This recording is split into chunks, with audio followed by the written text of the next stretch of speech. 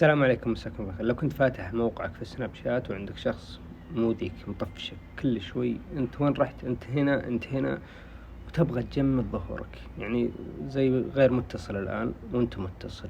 يعني نفس الحركة هذه راح اشرحها لكم الحين بالخطوات هذه. راح تكون بمكان واحد وانت متنقل بكل الاماكن، لكن يبقى مكانك واحد ما الحين شوفوا، هذا موقعي في سناب شات، شوفوا موجود. ادخل على الاعدادات حقت الايفون، بعدين أدخل على الخصوصية، بعدين أدخل على خدمة المواقع، بعدين أروح أبحث عن السناب شات وأخليها مطلقا. راح يختفي موقعي من السناب شات.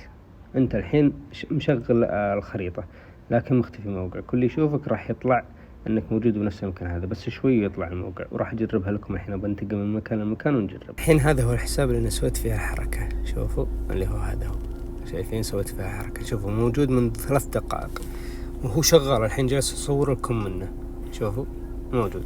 الحين بنتقل من مكان لمكان، نفس الجوال بنتقل، بروح لآخر الشارع، شوفوا راح يظل بالمكان هذا. شوفوا هذا هو، شوفوا هذا مكاني. شوفوا الحين بنتقل من هنا لهناك. شوفوا حساب اللي سويت فيها الحركة لسه موجود بمكانها القديم ومنذ 5 دقائق. تشوفون وانا حسابي هذا الحين ماشي الآن.